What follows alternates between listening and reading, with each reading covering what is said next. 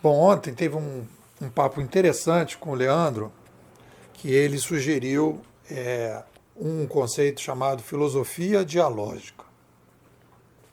E aí depois eu fiquei pensando, a gente conversou, a gente bateu papo, e eu fiquei pensando, e acho que a gente tem que entender, no próprio livro, novo, tem a discussão que a Ayn Rand propõe, que é os diferentes níveis para você chegar num processo de reflexão. Aí ela trabalha, né? Emoção, percepção, que é o conjunto das emoções, conceituação e nós acrescentamos narrativa. Então eu fiz o desenho aí, eu vou mandar o desenho separado para vocês poderem ver com mais calma. Então olha só o que eu mostrei. Que o que a gente faz com a sociedade, quando você vai dar uma aula, quando você vai dar uma palestra, você não vai apresentar um conceito. Você vai apresentar uma narrativa que é um conjunto de conceitos articulados de uma determinada maneira. Você vai pegar vários conceitos, articular. Então, esses conceitos, eles precisam estar alinhados na narrativa. E depois, se você pegar aquelas duas setinhas que tem ali, aquela negociação das setinhas ali, quando você vai passar a narrativa, você não vai passar conceito, você vai passar uma narrativa. Ali você vai ter conceito de sala e de cozinha. Então você vai dizer, dependendo do público, dependendo do tempo que você tem, você vai jogar conceito de sala ou conceito de cozinha. Um workshop, né, uma aula com dois horários e tal, você vai jogar conceito mais de cozinha do que de sala.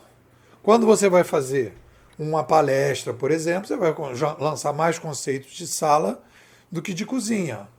E dependendo do público também, se é um público muito pragmático, é um público muito ligado ao operacional, você vai caminhar para o conceito de sala.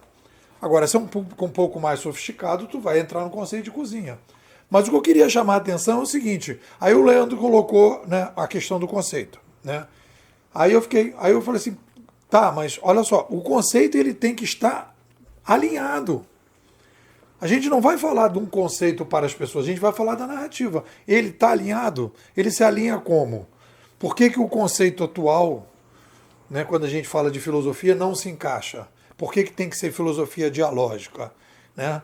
Por que ele articula antes, o que ele articula depois? Porque você tem que ter uma coisa que articula. Então, por exemplo, você vai falar de epistemologia. Aí eu tive que falar de epistemologia estrutural, é aquela que sempre tem, e vai falar de epistemologia conjuntural, aquela que vai depender do fenômeno. Então, você agrega um adjetivo à epistemologia por uma necessidade da narrativa. Porque você vai dividir a narrativa em dois pedaços, e aí você diz, não, existe uma coisa que vale para todas as situações epistemológicas, existem coisas que dependem do contexto. Aí vai no Thomas Kuhn. Se é normal, normalidade, está tudo funcionando, aí você vai aplicar uma série de ferramentas, né?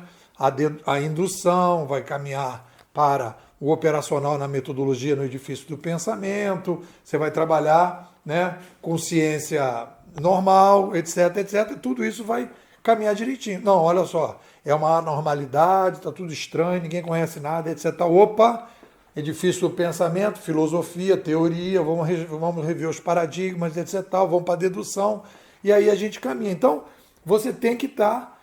Então, os conceitos, quando você adjetiva o conceito, tem que ter uma função, tem que ter uma justificativa na narrativa. E uma coisa fundamental desse áudio é dizer o seguinte, nós não vendemos conceitos. Nós entregamos narrativa, que são conceitos articulados, inclusive articulados de uma determinada maneira, numa determinada ordem. Essa é a história da narrativa. Então, por exemplo, quando eu chego em sala de aula, eu pergunto, às vezes é o que é felicidade, geralmente é o que é a realidade, depois o que é a felicidade, no livro eu inverti, mas de qualquer maneira eu pergunto o que é a realidade, Aí a galera já entra naquele debate, já abre, começa a abrir o coração, abrir a mente para começar a discutir coisas que ela fala, nossa, eu nunca te pensei nisso. E tal, ela já vai abrindo, né? Ela já vai abrindo, já vai colocando ar para dentro daquele ambiente ali. Vai oxigenando, a pessoa vai abrindo um espaço interno. Aí depois você fala do que é a felicidade. Opa! Aí vai abrindo o espaço, vai ampliando. Aí depois você vai falar do digital.